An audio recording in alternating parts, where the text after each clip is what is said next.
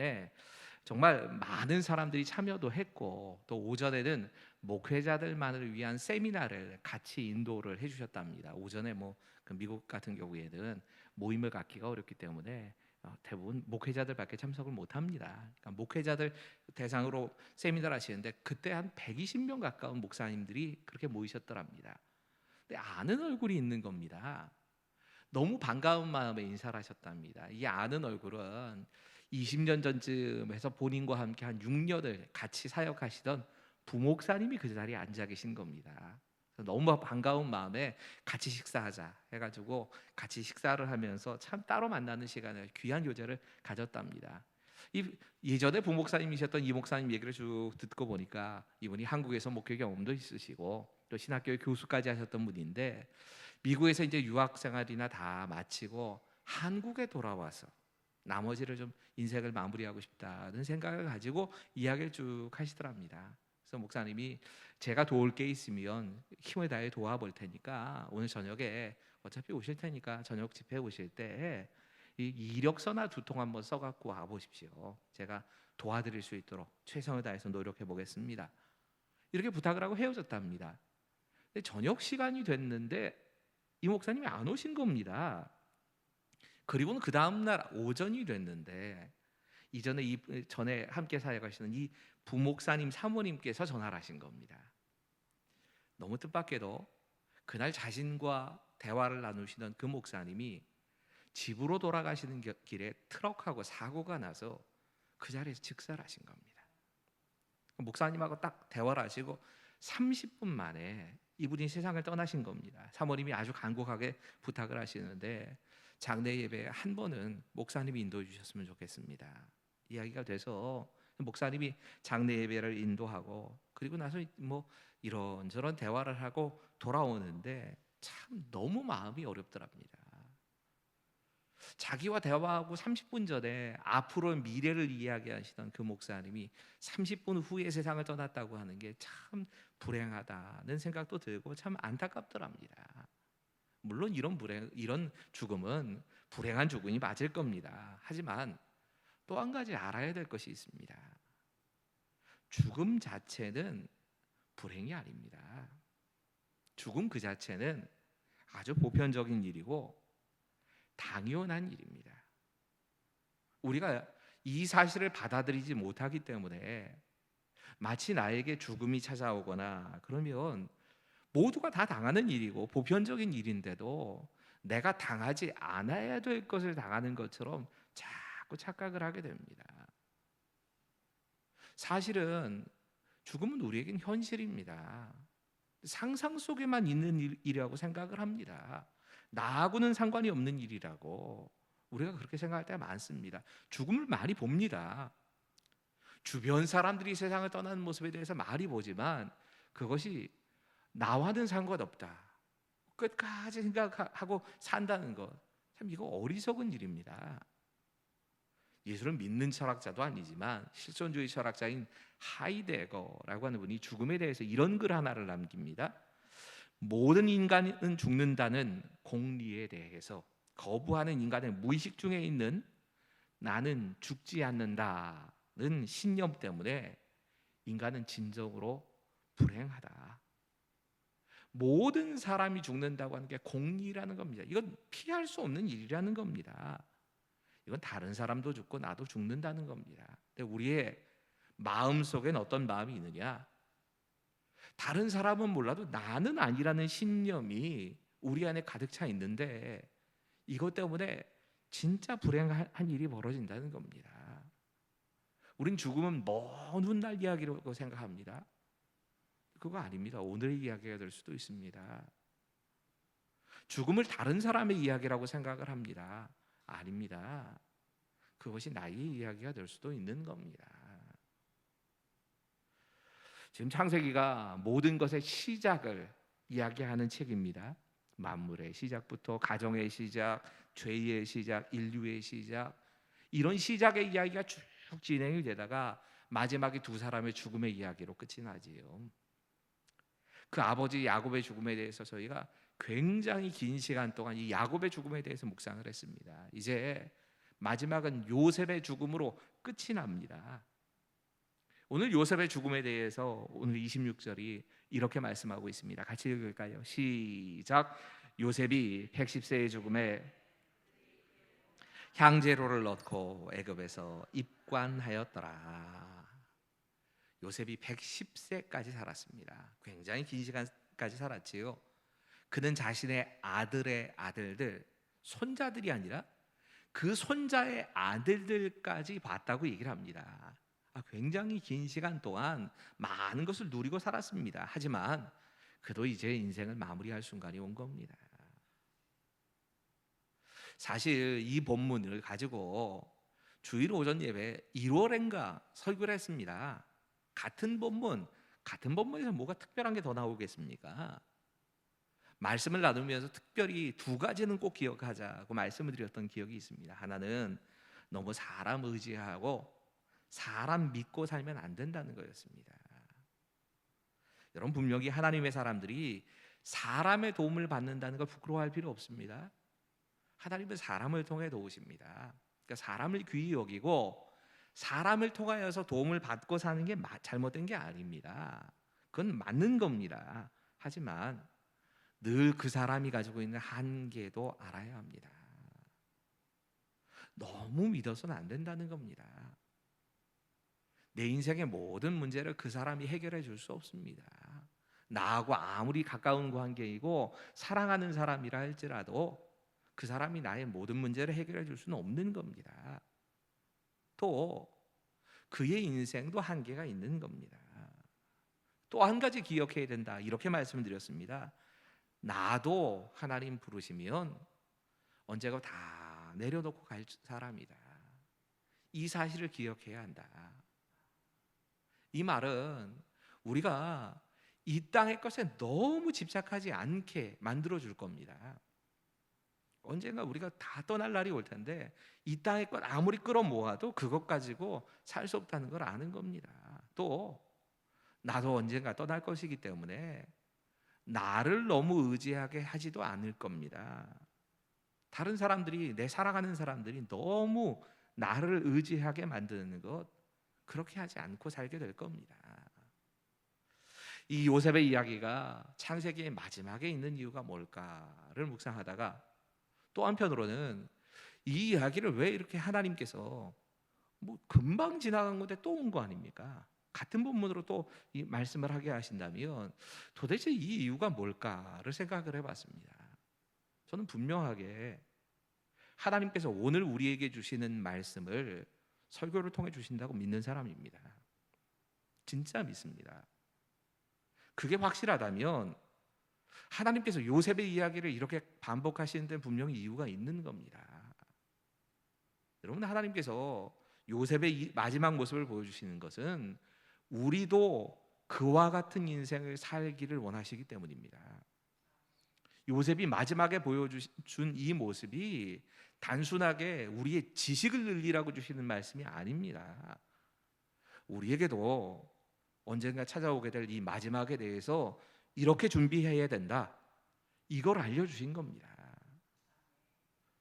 지난 시간에는 요셉과 그 형들의 모습을 좀 비교해서 보면서 요셉의 인생의 마지막 모습은 아들로서 하나님께서 주신 아들의 자격을 가지고 살았던 사람이다 라고 하는 것을 묵상했습니다. 그랬기 때문에 용서할 수 있었다. 반면에 형들의 모습을 생각하면서는 그들이 가지고 있던 마음은 죄의 종이라고 하는 마음을 가지고 거기서 헤어나오지 못하고 살았다. 여러분, 우리가 예수 그리스도의 종이 된다는 건 참 귀한 일입니다. 우리가 율법의 종이 되거나 죄의 종이 되어서 끌려가서 사는 경우가 있습니다. 그 모습에 대해서 묵상해 봤습니다. 아버지 야곱이 세상을 떠나자마자 형들이 요셉에게 찾아와서 요셉에게 말을 합니다. 아버지 마지막으로 우리에게 이렇게 말씀하셨다. 요셉에게 우리가 잘못한 것에 대해서 다 용서해 주라고 했다. 이 말은 그들의 마음속에 아버지가 돌아가시면 요셉이 틀림없이 복수할 것이다 라고 하는 생각을 그들이 하고 있었다는 얘기입니다. 사실 요셉은 그 형들을 다 용서했습니다. 그 형들 때문에 애굽에 끌려와서 애굽에 노예 생활을 한 지 20년 만에 형들을 만났습니다. 그리고 그 20년의 시간이 흐르고 또 17년의 시간이 지났습니다. 요셉은 이미 17년 전에 용서하고 끝을 낸 문제입니다. 형들은 못 믿는 겁니다. 언젠가 아버지가 돌아가시면 요셉이 우리에게 복수할 것이다 라는 생각을 하고 산 겁니다. 왜 그랬을까? 또 다른 이유를 좀 생각해 봐야 합니다. 그들이 용서를 하고 사는 법, 또 용서를 받고 사는 것에 대해서 진짜 몰랐던 겁니다. 그들의 삶에 다른 사람을 용서하는 것도 없었고 또 용서를 받을 줄도 몰랐던 겁니다. 이런 경험이 없으니까 동생을 팔아먹은 지 39년, 약 그쯤 지났을 겁니다. 한 40년 지났을 텐데 요셉의 용서를 다 받은 지도 벌써 17년 지났는데 그런데도 계속 그들의 마음속에는 내가 용서받지 못하고 보복당하면 어떡할까 하는 마음에 계속 사로잡혀서 사는 겁니다. 그럼 오늘 본문에 요셉에게서 배워야 될 교훈이 있고 이 요셉의 형들에게서 배워야 될 교훈이 있습니다. 요셉의 형들에게서 우리가 배워야 될 첫 번째 교훈이 이겁니다. 하나님의 마음을 알고 용서를 받아들이는 사람이 되십시오. 함께 읽어볼까요? 시작. 하나님의 마음을 알고. 여러분, 사람은 다른 사람이 내 마음을 몰라줄 때 이때가 제일 힘들고 견디기 힘들 겁니다. 아무리 진실을 말해도 그 사람이 뭐 속을 뒤집어 줄 수도 없는 건데 안 믿어주는 겁니다. 사심이 없습니다. 순수한 의도로 지금 돕고 있는 겁니다. 근데 그럴 리가 없다고, 분명히 저건 무슨 속셈이 있다 라고 생각을 하고 그가 하는 말이나 행동에 대해서, 우리가 하는 말 행동에 대해서 그냥 받아들이지 않는 겁니다. 참 이럴 때면 울고 싶은 심정이 될 겁니다. 요셉이 형들의 이야기를 들으면서 정말 통곡하듯이 울었다. 울었다고만 표현이 되는데 요셉이 운 게 그냥 운 게 아니고 정말 펑펑 운 겁니다. 왜 그랬을까? 그 이유 가운데 하나는 분명한 건 요셉의 마음속에 형들이 내 마음을 몰라도 이렇게 모르는구나, 17년간이나 같이 살았는데도 내 마음을 알지 못했구나 하는 이 마음이 든 겁니다. 여러분, 이 본문을 묵상하면서 정말 기가 막혀 하실 분은 따로 계시다는 걸 생각해 봐야 합니다. 그건 하나님이십니다. 여러분, 하나님은 우리가 하나님 말씀을 믿지 못할 때, 특별히 하나님의 용서를 믿지 못할 때 요셉이 보여줬던 이 마음처럼 울고 싶으실 겁니다. 다 용서해 주셨습니다. 이미 끝이 났습니다. 근데 우리는 아직도 계속해서 내가 이미 용서받은 그 문제를 꼬깃꼬깃 싸가지고 내 마음 한구석에 딱 처박고 있다가 어떤 어려운 일만 터지면 생각하는 겁니다. 전에 잘못했던 그것 때문에 이러시나, 이런 마음을 가지고 평생을 살아갑니다. 그러면 하나님께서 딱 요셉 같은 마음이실 겁니다. 너무 서운하실 겁니다. 이게 우리가 늘 하는 모습입니다. 무슨 부흥회나 무슨 뭐 특별한 집회만 되면 이미 용서받은 죄에 대해서 또 회개하고 또 회개하고 계속 반복을 합니다. 여러분, 자녀가 그런다고 생각해 보십시오. 자녀가 몇 년 전에 내 생각이 아니라 자녀의 생각에 부모에게 절대로 이건 해서는 안 될 일이다 생각하는 몹쓸 짓을 했습니다. 그리고 와가지고 아빠 제발 용서해 주세요 라고 싹싹 빕니다. 그리고 내 마음속에서 이제 어떻게 하겠나, 이미 끝난 문제고 또 아들이 한 짓인데 내 딸이 한 건데 어떻게 하겠어 하고 다 용서했습니다. 근데 이미 다 끝나고 용서한 문제를 가지고 무슨 일만 생길 때마다 자기가 입장에서 부모에게 좀 서운한 일이다 생각할 때마다 자꾸 마음이 비춰지는 겁니다. 아빠가 그때 일을 잊지 못하고 일어나, 엄마가 아직까지 용서를 안 하셨나, 여러분 이런 마음이 비칠 때면 부모 마음에서 이런 생각 들걸요. 얘가 나를 못 믿는구나. 얘가 정말 나에 대해서 믿지 못해서 또 용서를 구하고 아니 용서 안 구해도 그런 서운한 마음 가지고 계속 살아간다면 부모의 입장에서는 그건 믿지 못하는 겁니다. 우리가 하나님의 용서를 받아들이지 못한다는 건 내 양심이 깨끗해서가 아닙니다. 하나님을 믿지 못하는 겁니다. 사실 그건 불신앙입니다. 가슴 속에 쓴뿌리가 남지 않도록 하나님께서 완전하게 용서하셨습니다. 중요한 건 그런 용서를 우리가 받아들여야 된다는 겁니다. 내가 못 받아들입니다. 여러분 요셉이 용서할 수 있었던 가장 큰 이유는 그가 하나님의 섭리를 받기 때문이기도 하고 또 하나님의 눈을 가지고 모든 것들이 다 바뀌었기 때문이기도 합니다. 하지만 또 한편으론 요셉도 하나님의 용서를 받아들인 사람이었기 때문입니다. 그랬기 때문에 다른 사람 용서할 수 있는 겁니다. 여러분 우리가 살아가는 인생에 정말 용서해야 될 사람들이 많이 있습니다. 멀리 있는 사람부터가 아니고요. 내 가까이 있는 사람들에게 우리가 상처를 받고 그들을 용서하지 않으면 안 될 만한 일들을 자꾸 서로 상처를 주고 상처를 입으면서 살아갑니다. 그러다 보니까 마치 무슨 고슴도치처럼 가까이 가면 서로 찌르고 조금 멀리 떨어져 있으면 추워서 견딜 수 없는 겨울날의 고슴도치처럼 그렇게 살아가는 경우가 우리에게 얼마나 많은지 모릅니다.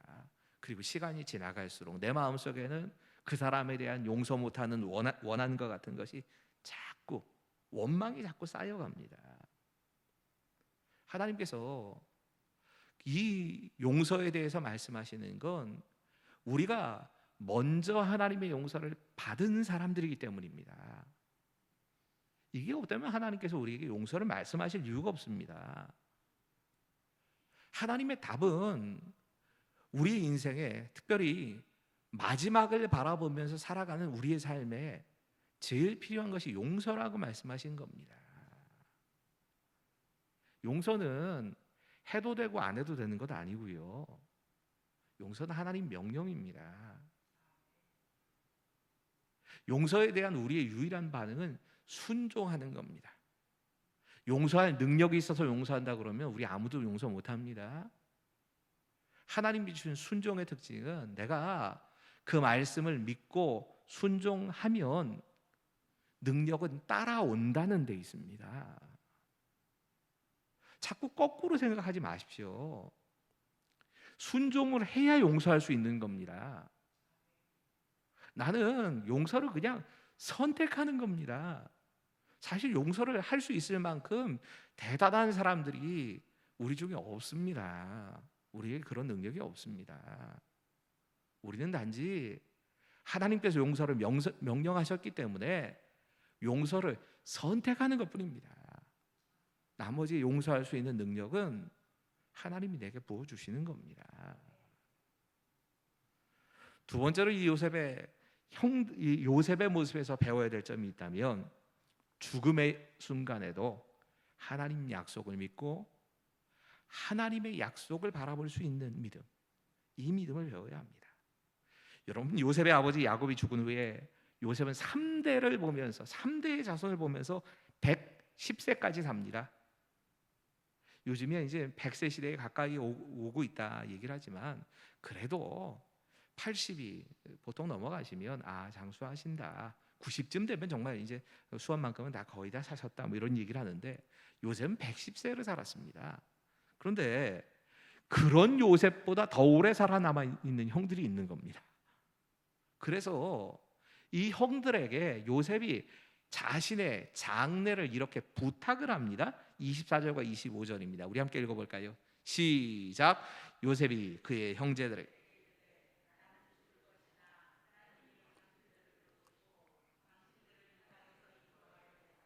아브라함과 이삭과 야곱에게 맹세하신 땅에 이르게 하시리라 하고 요셉이 또 자손에게 맹세시켜 이르기를 하나님이 반드시 당신들을 돌보시리니 당신들은 여기서 내 해골을 메고 올라가겠다 하라 하였더라. 네.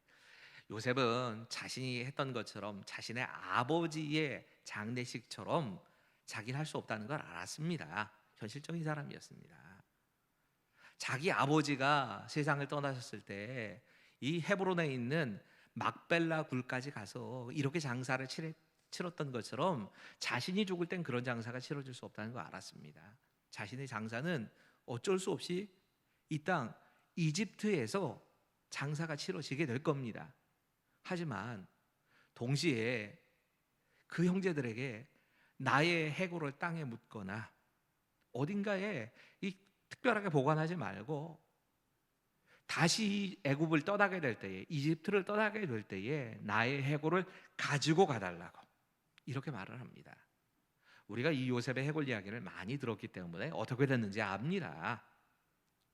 출애굽을 할 때에 모세가 그 바쁜 와중에 남자만 60만 명, 한 200만 명 되는 사람들을 다 끌고 하루 저녁에 나가야 되는데 그 바쁜 와중에도 다른 거 하지 않고 조직을 짜고 뭐 사람들이 어떻게 발맞춰서 나가야 되고 이런 것보다 훨씬 중요하게 생각했던 건 요셉의 해골 챙기는 거였습니다.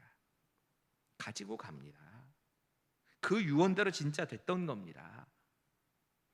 이런 요셉의 마지막 유언을 히브리서 11장이, 믿음장이라고 불리는 히브리서 11장이 여러분 요셉에게 얼마나 많은 이야기가 있습니까?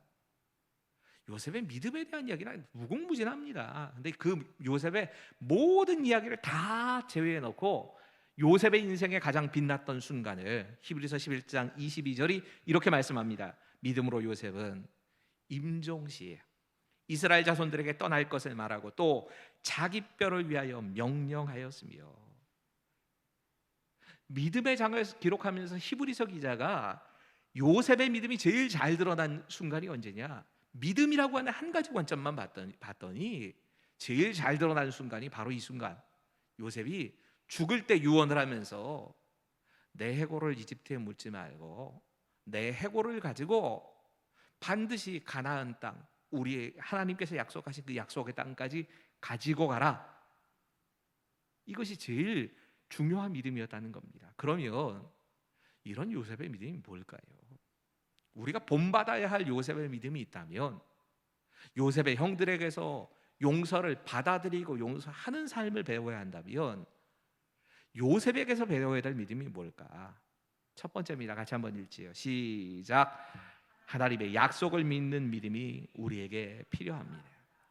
사실 이 말씀은, 요셉이 붙잡은 말씀은 자기가 직접 받은 말씀은 아닙니다. 우리가 다 알고 있듯이 창세기 15장 13절부터 16절까지 그의 증조 할아버지도 아니고 얼굴도 한 번 본 일 없는 증조 할아버지인 아브라함에게 주셨던 약속의 말씀입니다. 그 약속의 말씀을 그대로 믿은 겁니다. 여러분, 그의 믿음은 하나님의 말씀에 대한 믿음입니다. 하나님께서 말씀하신 것이기 때문에 그대로 이루어질 것이다 라고 하는 믿음. 사실 요셉의 인생 전체가 하나님께서 약속하신 그 꿈, 당시에는 뭐 기록된 말씀이 없었으니까 그 꿈이 하나님의 뜻 가운데 하나하나 이루어진 것을 경험한 겁니다. 하나님이 꿈을 통해서도 그렇게 분명하게 말씀하셨는데, 내가 직접 본 건 아니지만 내 증조 할아버지인 아브라함에게 하신 약속, 그 약속도 반드시 이루어질 것이다. 이 믿음을 가졌던 겁니다. 이 믿음이 있었기 때문에 요셉은 지금 하나님을 믿는 믿음 가지고 이렇게 고백을 하는 겁니다. 오늘 새벽에 다시 한번 이 믿음이라고 하는 주제에 대해서 좀 묵상을 하다가 믿음이 아닌 것들 참 많다는 생각을 해봤습니다. 그 가운데 하나가 신념입니다. 여러분, 신념을 가진다고 하는 건 좋은 겁니다. 나쁜 거 아닙니다. 신념을 가지고 하나님께 기도하고 그 하나님 붙잡고 사는 사람들도 참 귀한 그 걸음들을 많이 경험합니다. 그리고 신념을 가진 사람들이 많은 경우에 기도응답을 잘 받습니다. 그 맞습니다. 포기하지 않고 기도하니까 기도 응답을 하나님께서 어지간하면 정말 그 기도 응답해 주면 안 되는 거 아니면 응답을 많이 해 주십니다. 그런데 신념은 믿음은 아닙니다. 때로는 신념이 진짜 믿음을 방해할 때도 많이 있습니다. 여러분, 신념을 가지고 있는 사람들 가만히 보면 이분들 기도 응답도 잘 받지만 또 한편으로 자신의 신념대로 되지 않아서 간증거리가 많은 만큼 하나님께 삐지고 토라져서 믿음을 잃어버리는 것도 잘합니다. 그게 믿음이 진짜 아니기 때문에 그럽니다. 할 수 있다라고 하는 믿음과 우리가 붙잡아야 될 진짜 믿음은 다른 겁니다. 십자가를 붙잡는 믿음, 말씀을 붙잡는 믿음이 우리에게 필요한 것이지 내 노력과 내 힘을 붙잡는 믿음이 필요한 건 아닙니다. 여러분, 지금 요셉에게서 봐야 될 하나님의 약속의 말씀을 붙잡았다라고 하는 이 믿음이 오늘 우리에게 적용이 된다면 예수 그리스도의 십자가의 복음을 붙잡는 믿음이어야 하는 겁니다. 예수 그리스도를 믿음으로만 구원에 이를 수 있다. 이 믿음이 죽음의 순간까지 우리를 움직이지 않게 하는 진짜 끝까지 붙잡아야 할 믿음인 겁니다. 한 영국 선원 한 사람이 언젠가 이 영적인 갈급함 때문에 미국에 이제 그 선박을 대고 미국의 뉴욕에 있는 한 선교회를 찾아왔답니다. 근데 선교회를 찾아와서 상담을 하는데 마음에 별다른 영향을 못 받았답니다. 자기가 직접 찾아왔지만 이 선교회를 통해서 뭐 특별하게 영적인 갈급함은 있는데 전혀 마음이 안 움직인 겁니다. 한 사역자가 현관문을 나가려는 이 사람에게 작은 카드 한 장을 줬답니다. 카드에 다음과 같은 글이 쓰여 있었답니다. 오늘 밤 내가 죽는다면 나는 어디에 가게 될 것이다. 천국이나 지옥 이렇게 써야겠지요. 우리말로는 2개밖에 없지만 뭐 영어로는 조금 더 길게 쓰여 있었을 겁니다. 그 밑에 이렇게 적혀 있었답니다. 여기에 지금 당신의 상황을 적고 당신의 이름을 기록하십시오. 이 선원이 카드를 읽어보지도 않고요, 사실은 카드를 구겨가지고 그냥 호주머니에 딱 넣고 배를 타러 갔답니다. 전혀 마음이 안 움직였으니까요. 그러다가 영국으로 돌아가는 뱃길에 도중에 가판에 높은 곳에서 그냥 떨어져서 다리가 부러진 겁니다. 사람들이 선실에다가 이 사람을 딱 데려다 놨는데 여러 날 동안 뭐 다리가 부러졌으니까 그냥 누워 있을 수밖에 없는 겁니다.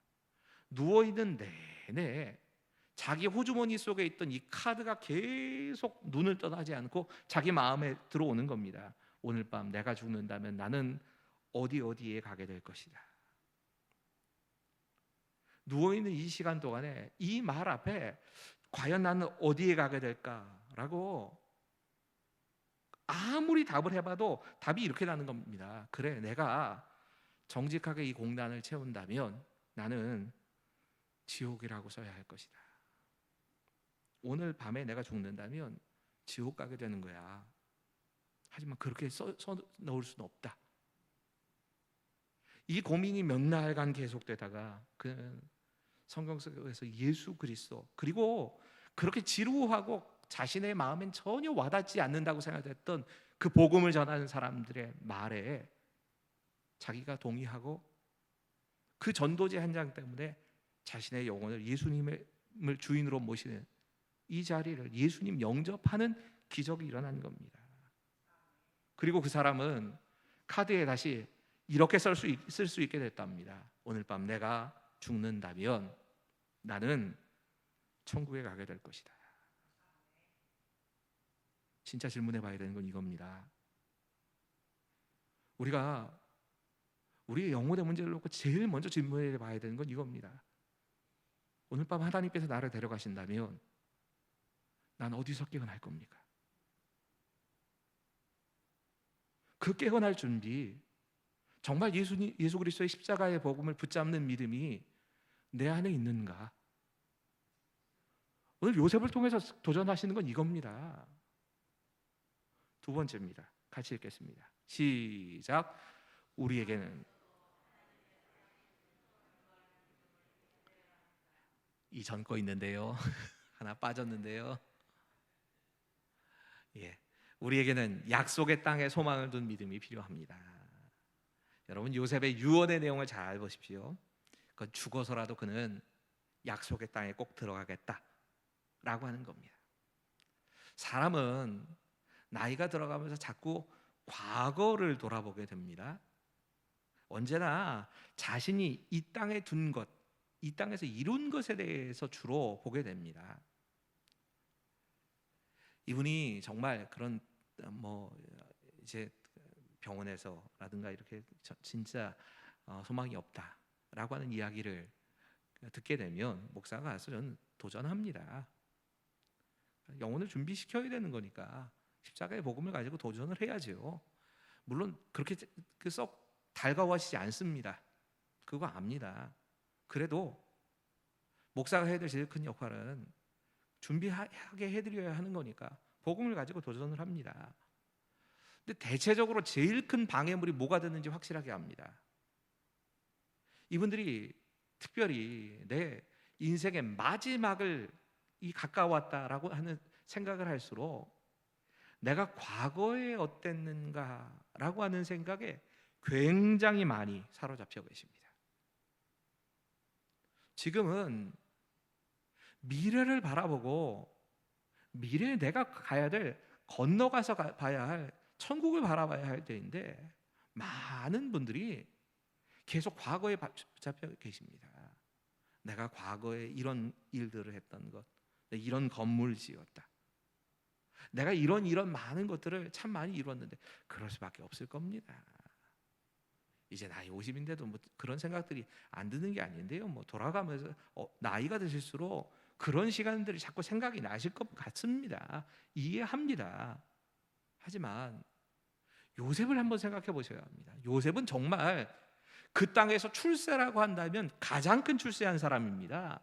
믿음으로 노예 생활에서부터 나중에는 애굽의 왕의 바로 옆자리, 왕 다음 자리인 총리 대신까지 올라갔다고 하면 사람이 올라갈 수 있는 건 모든 걸 다 갖춘 사람입니다. 이쯤 되면 자신이 출세했던 것, 성공한 것, 자신이 꿈이 이루어졌던 여기서 떠나고 싶지도 않을 겁니다. 거기 계속 머물고 싶을 겁니다. 우리가 과거에 묻혀 있는 이유가 사실은 그걸 겁니다. 요셉은 눈이 하나님 나라에 있습니다. 여러분, 십자가의 복음만큼이나 우리에게 필요한 믿음이 있다면 영원한 하나님 나라를 보는 믿음입니다. 계속해서 이 땅의 것에만 마음을 두고 살 수 없는 겁니다. 우리가 신앙인이라고 하지만 온통 관심이 얼마나 부유하게 살까, 얼마나 건강하게 살까, 얼마나 높은 자리 차지할까, 어떻게 하면 내 자식 출세시킬까. 혹시라도 우리 신앙의 관심도 여기에만 머물러 있는 것 아닌지 점검해 봐야 합니다. 이 세상이 아닙니다. 우리가 소망을 두고 우리가 진짜 눈을 둬야 할 곳은 영원한 하나님 나라, 그리고 그 하나님 앞에 내가 어떤 모습으로 살까. 예수 그리스도의 십자가의 복음을 붙잡는 것, 이것 끝이 아닙니다. 이제 그 하나님 앞에 설 때에 부끄럽지 않을 모습으로 설 준비도 해야 되는 겁니다. 세 번째로 요셉이 보여주고 있는 또 하나의 믿음의 모습은 죽음 앞에서도 하나님의 살아계심을 증거하는 믿음, 이 믿음을 준비해야 한다는 겁니다. 같이 한번 읽지요. 시작. 죽음 앞에서도 살아계심을 증거하는 믿음을 준비해야 합니다. 사실 요셉의 믿음이 참 귀한 것은요, 그가 평생을 그렇게 살았습니다. 지금 이 순간만 요셉이 하나님의 살아계심을 드러낸 거 아닙니다. 그가 보디발의 아내의 유혹을 받을 때도 내가 하나님을 두려워하는 사람입니다. 하나님을 증거합니다. 40장에 감옥에 gat혀 있어서 이 술 맡은 과단장, 떡 맡은 과단장의 꿈을 해석해 줄 때도 하나님이 이것에 대해서 알게 하실 것입니다. 하나님 살아계심을 증거합니다. 심지어 41장에 바로를 만날 때도 왕 앞에서 감히 그런 말을 하기가 쉽지 않을 겁니다. 자신이 믿고 자신과 함께 하시는 하나님에 대해서 증거합니다. 용서를 선택하는 45장도 사실 그가 신앙적으로 가장 훌륭한 순간 아닙니까? 누구나 본받을 만한 인격적인 그런 순간 아닙니까? 대단하지요. 근데 그 순간에도 그는 하나님 드러냅니다. 내가 용서할 힘이 있어서가 아니고, 내가 이렇게 극적으로 형제들에게 만나는 이런 순간에도 드러낼 분은 하나님이시라고 하는 걸 계속 나타낸 겁니다. 이걸 죽음의 순간까지 이어온 겁니다. 여러분, 요셉이 진짜 이렇게 말하고 있는 겁니다. 나는 죽음 이 자체를 가지고라도 하나님 드러내겠다. 내가 이 땅에서 출세하고 성공하고 굉장한 사람으로 다른 사람들이 다 알고 그렇게 생각할지 모르지만 사실은 그 모든 건 하나님 때문이었다. 내가 그걸 누리려고 이 땅에 있는 거 아니다. 하나님께서 내게 맡기신 사명이 있어서 나는 그 자리를 지켰던 것이고, 내 관심은 하나님께서 우리에게 주실 영원한 하나님 나라에 있다. 나는 하나님 드러내며 살겠다. 내 소망은 내가 죽더라도 하나님의 약속은 이루어진다. 그 하나님의 신실하심을 드러내는 것, 이게 내 소원이다. 지금 요새 그 믿음을 보여준 겁니다. 미국 예일대학의 의과대학 교수이고 코네티컷주에서 40년 동안이나 의사로 생활했던 셔원 뉴랜드라고 한 분이 40년이나 실제로 의사로 살았으니까 정말 수없이 많은 죽음을 곁에서 지켜봤던 사람입니다. 이분이 쓰신 사람은 어떻게 죽음을 맞이하는가라는 책이 있습니다. 이게 일반 서적입니다. 사실은 제가 이 죽음이라고 하는 주제에 대해서는 굉장히 관심이 많기 때문에 일반 서적이지만 좀 그 책을 좀 사서 종종 읽습니다. 벌써 이거 사놓고도 한참 전에 했던 책이었는데 이번 주간에 한번 좀 같이 어떻게 읽게 됐습니다. 이 책의 내용입니다. 각각의 인생이 다르듯이 또한 죽음 또한 다르다. 우리 개개인이 제각기 독특하게 영위해 나가는 삶의 그 끝 역시 각각 독특하다. 사람들이 죽는 모습을 가만히 봤더니 살아가는 모습이 다 다양한 것처럼 죽는 모습도 다 다르더라는 겁니다. 40년간 지켜보니까 어떤 사람은 이렇게 죽고 저 사람은 저렇게도 죽는구나 하는 사실에 대해서 알게 된 겁니다. 죽는 자세도 다르고 죽을 때의 모습도 다르고, 이분은 종교적인 그 관점에서 쓴 게 아닙니다. 그냥 진짜 죽는 사람들의 얘기를 쓴 겁니다. 이분이 죽는 사람들의 모습을 가만히 봤더니 한 가지 확실하게 알게 된 게 있는데, 이분이 그 많은 사람들의 주치의 역할을 했기 때문에 그 사람들 개개인을 다 알고 있는 겁니다. 이 죽는 모습과 살아있을 때의 모습이 연관이 되어 있다는 것을 알게 된 겁니다. 그리고 죽을 때 가장 괴로워하는 것이 무언가 봤더니 후회하는 것이더랍니다. 그의 글 그대로입니다. 천수를 누린 후에 죽음을 맞이하든지 생을 중도에 마치든지 상관없이 우리 모두에게는 끝내지 못한 분쟁, 화해하지 못한 인간관계, 이루지 못한 희망들이 남기 마련이다. 아직 갈등이 해결되지 않아서 그 갈등이 해결되지 않은 것 때문에 후회하고, 내가 누군가를 화해하고 인간관계가 바뀌어야 되는데 이게 안 돼서 후회하고, 나는 이 일 하나는 꼭 마치고 가야 한다라고 하는 생각을 가지고 살았는데 그걸 하지 못해서 후회하고, 이게 떠나갈 때 제일 사람들이 이 마지막에 회한으로 남는 거더랍니다. 요셉에게는 이게 없습니다. 여러분, 요셉의 마지막에 이런 모습이 없습니다. 이유가 뭘까요? 후회가 없었던 겁니다. 진짜 요셉은 후회가 없었던 겁니다. 이건 한편으로 생각하면 요셉이 얼마나 하루하루를 최선을 다해 살았는가, 이루지 못한 소망이 없었던 겁니다. 그러니까 담대하게 나갈 수 있는 겁니다. 그는 용서를 선택했습니다. 화해하지 못한 사람들이 그의 삶에 없었던 겁니다. 하지만 그게 전부는 아닙니다. 믿음에 있어서도 그는 후회할 것이 없던 사람인 겁니다.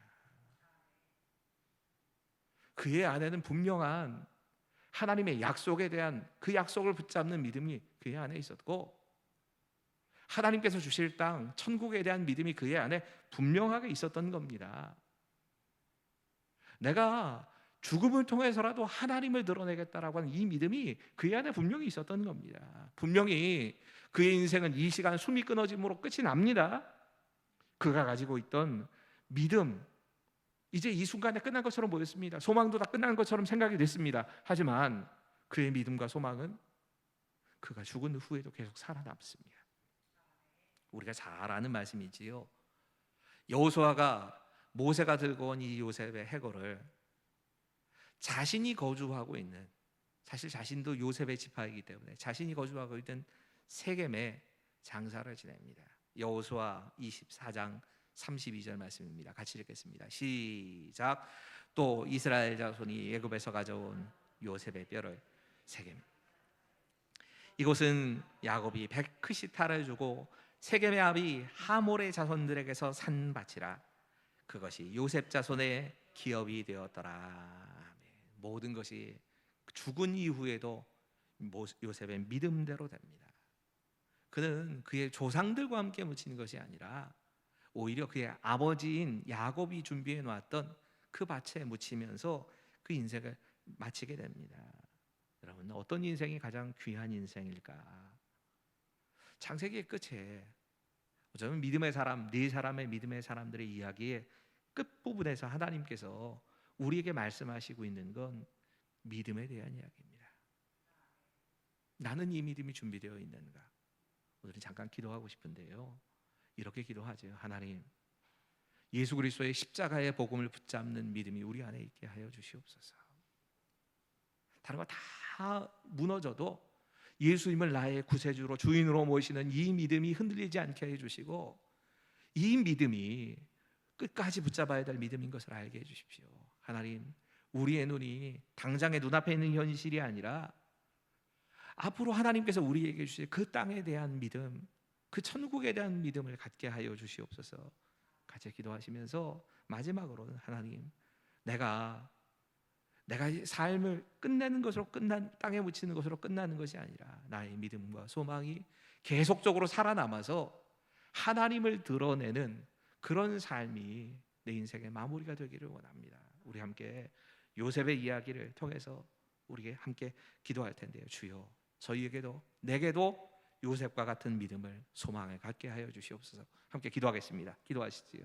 아버지 하나님, 진짜 우리가 귀히 여기고 이 창세기의 마지막 부분을 통하여서 우리에게 주시는 이 메시지를 붙잡고 살 수 있도록 주님 도와주시옵소서. 하나님, 요셉이 죽음의 그 순간에도 붙잡았던 이 믿음, 다른 사람을 용서하는, 사실은 용서받고 용서하는 이 믿음이 우리 가운데 있게 하여 주시옵소서. 요셉이 가졌던 십자가의 복음을 붙잡고 예수 그리스도를 나의 삶의 주인으로 모시고 사는 이 믿음이 준비되게 하여 주시옵소서. 인생이 끝난다면 우리가 깨어날 것이 천국이 될 수 있도록 주님 우리 안에 역사하여 주시옵소서. 그것으로 끝나지 않게 하여 주십시오. 나의 소망을 하나님의 나라에다 두고 하나님 나라에 설 때에 부끄럽지 않을 그 모습을 준비하는 우리 모두가 될 수 있도록 주님 도와주시옵소서. 요셉이 자신이 아무리 많은 것을 누렸어도 이 땅이 소망이 아니고 나의 소망은 하나님의 약속에 있는 천국에 있다고 하는 것을, 하나님께서 약속하신 땅에 있다는 것을 보였던 것처럼 우리도 그런 믿음 가지고 살아갈 수 있도록 주님 도와주시옵소서.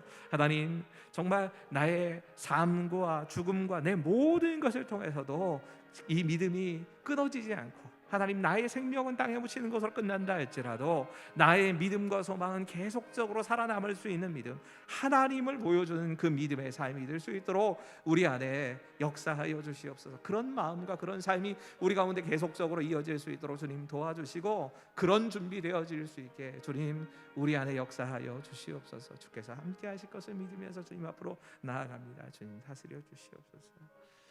아버지 하나님, 요셉의 이야기, 아니 아브라함과 이삭과 야곱과 요셉의 이야기의 결론이 하나님 앞에서 마지막을 어떻게 하나님 앞에 설까를 준비하는 믿음이라면 우리에게도 십자가를 붙잡는 믿음이 있게 하여 주시옵소서.